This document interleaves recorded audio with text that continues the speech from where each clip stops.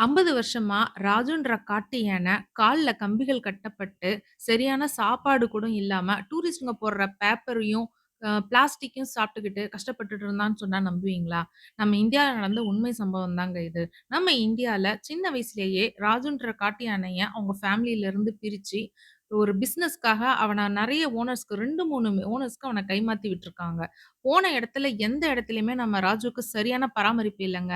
அவன் கால்ல கட்டப்பட்ட சங்கிலிய கூட அவுக்க முடியல.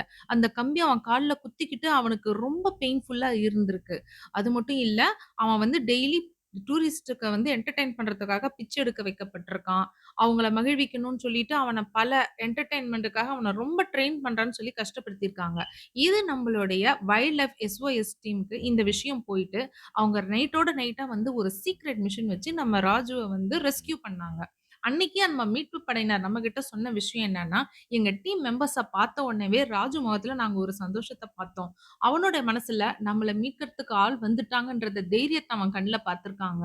அந்த செயின கஷ்டப்பட்டு ரிமூவ் பண்ணி முடிச்சதுக்கு அப்புறமா, அவன் ஒரு ஆனந்த கண்ணீர் விட்டுருக்கான். இன்னொரு விஷயம் தெரிஞ்சுக்கங்க, அந்த ஓனர்ஸ்ங்க யாரும் அவ்ளோ சீக்கிரம் ராஜுவ விடமாட்டேன்னு சொல்லிட்டாங்களாம். 3 மணி நேர போராட்டத்துக்கு பிறகு தான் மீட்பு படையினரே அந்த ஓனர்ஸ் கிட்ட இருந்து நம்ம ராஜுவ மீட்டு எடுத்திருக்காங்க.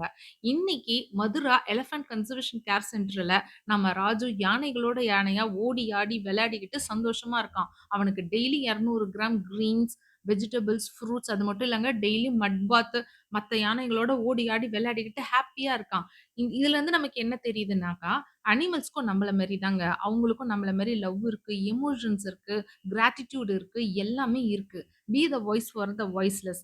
இந்த யானை மாதிரி தான் பல பேர் நமக்குள்ள யானை பலம் இருந்தும் கூட, சின்ன சின்ன எமோஷனல் பாண்டுக்காகவும், ஏதோ சில விஷயத்துக்காகவும் பயந்துகிட்டு, தயக்கப்பட்டுக்கிட்டு, வாழ்க்கையில அவங்களோட வாய்ப்புகள இழந்துட்டு இருக்காங்க. அந்த சின்ன செயின் எமோஷன் பாண்டுன்ற அந்த சின்ன செயின வெட்டி பாருங்க. உங்களுடைய குரோத்த இந்த உலகத்துல யாராலயும் அசச்சுக்க முடியாது. ராஜு மாதிரி நீங்களும் மேல மேல வந்துட்டே இருக்கலாம். பாய் நெக்ஸ்ட் வீடியோல பார்க்கலாம்.